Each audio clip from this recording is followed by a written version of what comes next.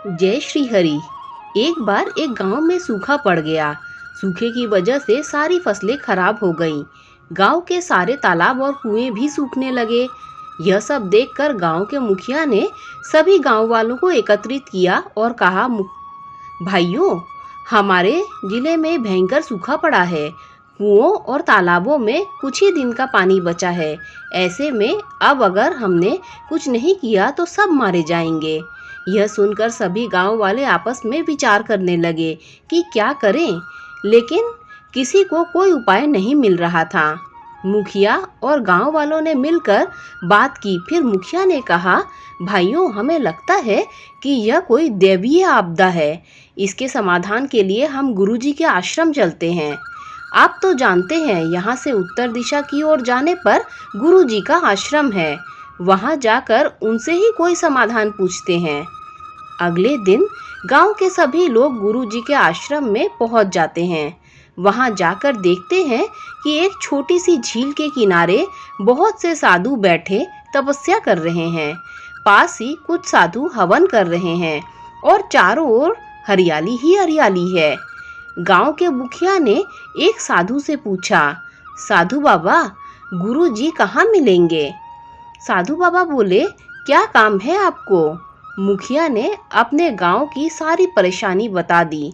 यह सुनकर साधु ने कहा, आप लोग विश्राम करें। गुरुजी अभी ध्यान मुद्रा में है।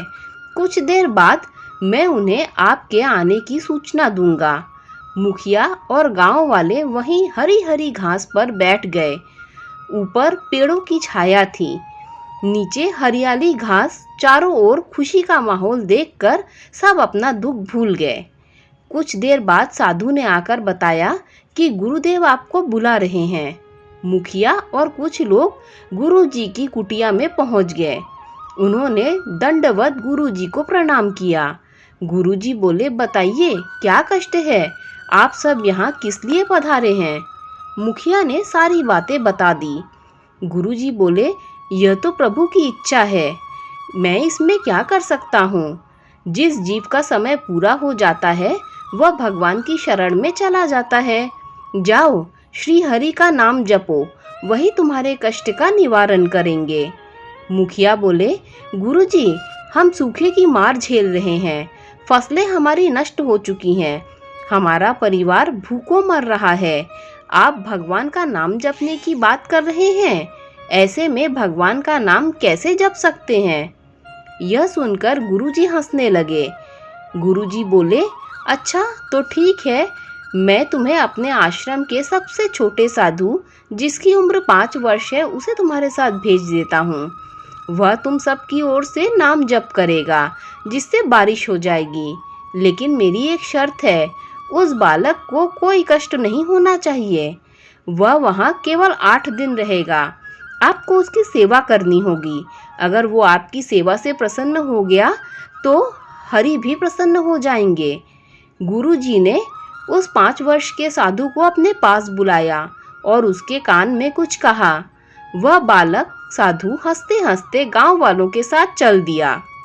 गांव में जाकर उसने एक पीपल के पेड़ के नीचे अपना आसन जमा लिया और हरि नाम का जप शुरू कर दिया। सभी गांव वाले उसके लिए तरह तरह के फल, मिठाइयाँ, दूध, दही लेकर उसके पास पहुंचने लगे। कोई अपने घर से दरी, चादर लेकर पहुंचता, लेकिन वह छोटा साधु केवल हरि का नाम जाप पिए जा रहा था। गांव वाले उससे बहुत अनुनय विनय करते हैं, लेकिन वह किसी की नहीं सुनता। एक दिन बीत जाता है। अब मुखिया और गांव वालों को चिंता होने लगती है, क्योंकि उन्होंने उस बालक का ध्यान रखने के लिए कहा था और यह बालक न तो कुछ खा रहा था, ना ही कुछ पी रहा था। गांव में बातें बनने लगी। हर घर में यही बात होने लगी। औरतें आपस में बात करती, अरे यो छोटा सा बालक तो केवल हरि हरि जपता रहता है, समझ में नहीं आता क्या करें। इधर गांव के मुखिया और गांव वाले बार बार उसके पास जाते और बोलते, महाराज, हरि हरि बाद में जप कर लेना, पहले कुछ खा लो। पूरा गांव यही बातें बना रहा था। इसी तरह 7 दिन बीत गए। सभी गांव वाले बालक के समीप बैठकर रोने लगते हैं और प्रार्थना करने लगते हैं, महाराज हमें बारिश नहीं चाहिए, लेकिन आपको कुछ हो गया तो हम गुरु जी को क्या मुंह दिखाएंगे, इसीलिए हरी हरी छोड़कर कुछ खाना खा लीजिए। पूरा गांव बैठकर यही प्रार्थना करने लगा, हे प्रभु, हे श्री हरि, इस बालक का उपवास पूरा करवा दीजिए। पूरी रात बैठने के बाद सुबह काले काले बादल उमड़ आए और कुछ ही देर में झमाझम बारिश होने लगी। लेकिन गांव वाले बारिश भूल कर वह बालक भीग न जाए, इसीलिए वो बांस खड़े कर छप्पर बनाने में लग गए। मुखिया बोले, हे प्रभु श्री हरि, हम तो पहले से ही परेशान थे, आपने बारिश करा दी और इस बारिश को बंद कर दीजिए। कहीं यह भूखा बालक बारिश में भीग गया, बहुत चिंता बढ़ जाएगी। यह सब देखकर उस साधु बालक ने आंखें खोल दी और कूदकर खड़ा हो गया। बालक साधु बोला, मेरा काम हो गया, आपके गांव में बारिश हो गई, अब मैं चला। वह बालक आगे आगे चल रहा था, पूरा गांव उसके पीछे पीछे आश्रम तक पहुंच गया। गुरुजी बोले, मुखिया जी आपकी परेशानी खत्म हो गई, अब क्यों आए हो? मुखिया जी और पूरा गांव गुरुजी के पैरों में गिर गया। मुखिया बोले, गुरुजी आपके इस नन्हे साधु ने न तो कुछ खाया ना ही कुछ पिया, केवल हरि हरि का नाम जाप करता रहा, हमें तो कुछ भी ध्यान नहीं रहा, हम तो इसे बचाने में लगे रहे, हमारे कारण इसे बहुत कष्ट हुआ, हमें क्षमा कर दीजिए। गुरुजी बोले, इस बालक को मैंने ही उपवास करने के लिए कहा था, यह तो कई महीने का उपवास रख सकता है, यहाँ तो केवल 8 दिन ही हुए थे। अब दूसरी बात मानो, सुनो।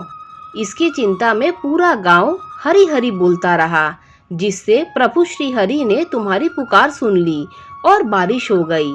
चाहे तुम इसे बचाने के लिए ही सही, लेकिन खुद भूखे प्यासे रहकर इसकी चिंता में मुंह से हरि हरि बोलते रहे, इससे तुम्हारे सारे पाप नष्ट हो गए, अब जाकर अपना जीवन सुख से जियो।